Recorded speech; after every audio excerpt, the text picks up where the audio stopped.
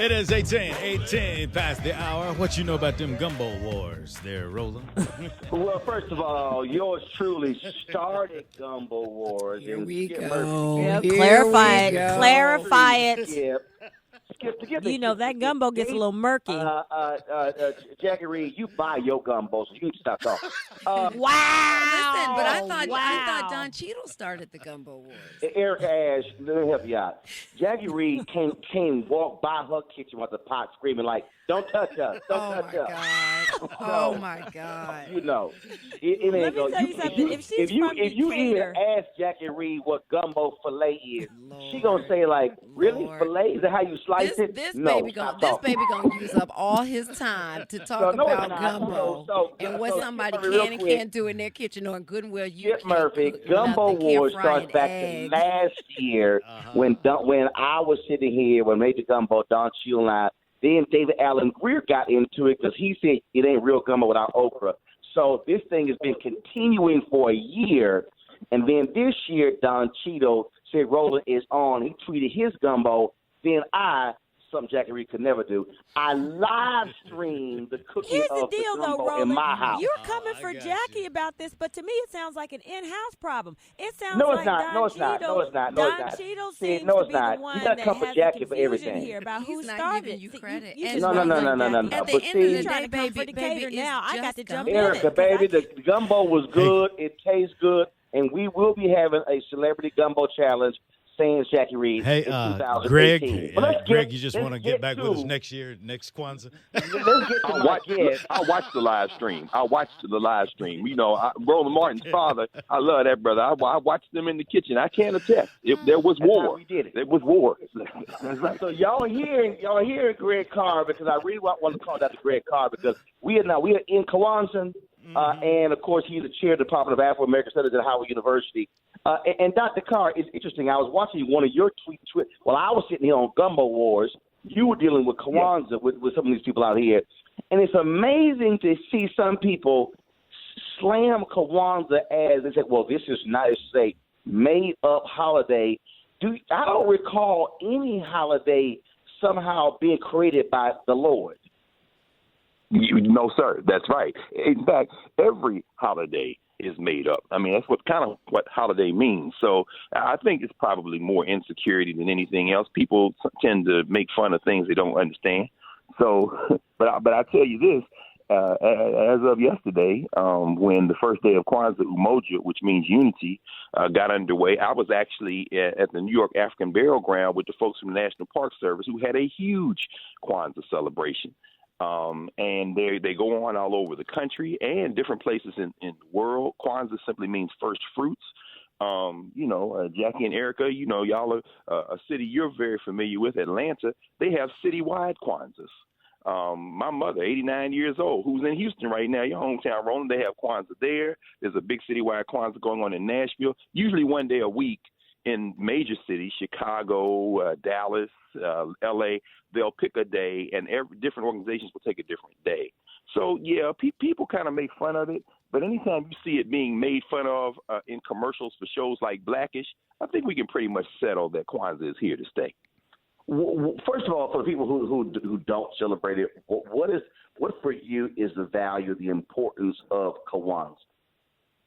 Well, simply put, Roland, Kwanzaa, which is 51 years old this year, is really a successful attempt, as far as I'm concerned, to capture values that black folks have had since there have been black folks, which means since the beginning of humanity. But it focuses on 7 values, everything from self-determination, that's today, Kujichagulia, to collective work and responsibility, to cooperative economics, to faith, to creativity.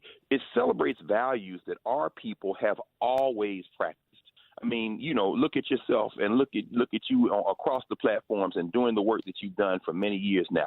That is a great example on today, Kujichagulia. And what we would do is we would light the candle for Kujichagulia, a red candle, and then we would discuss self-determination. In other words, we would talk about the values that brought us together. And that's not religious.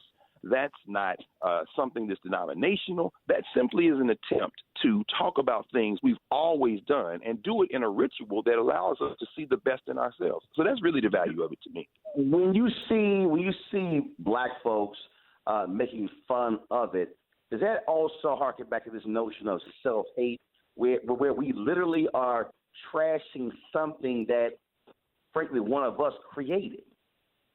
Yeah, Roland. Frankly, brother, sometimes I hate to say it that way, but as you usually do, you cut to the chase. I think it is self-hatred, brother. It's contempt.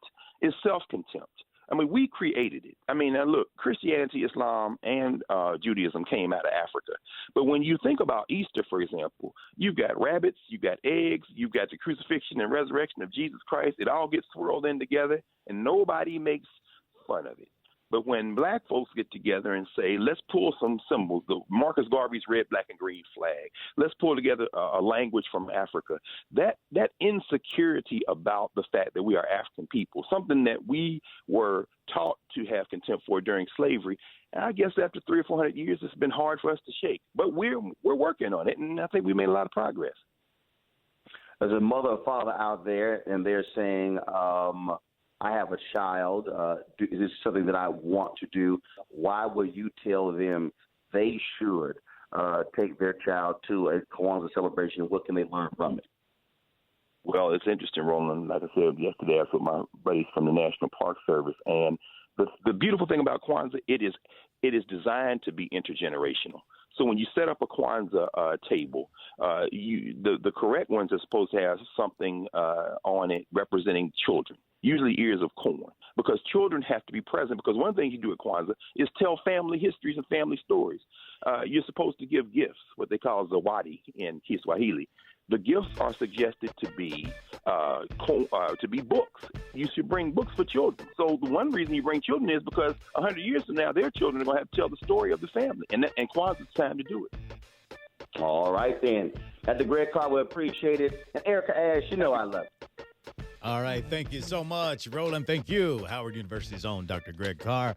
Happy Kwanzaa and Happy New Year to you. It is 25. To ask the doctor, is it Kwanzaa or Kwanzaa?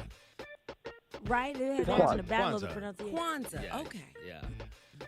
Roland, We can say Kwanzaa. We dig. Southerners, so it won't be incorrect. Yeah, go ahead. Yeah, go ahead and let them know, Doc. I felt a little backhand right, dig on that one, Jackie. It's Put a little country in there. Kwanzaa, Yeah. Roland. Come That's what I heard. It's called kitchen, Jackie.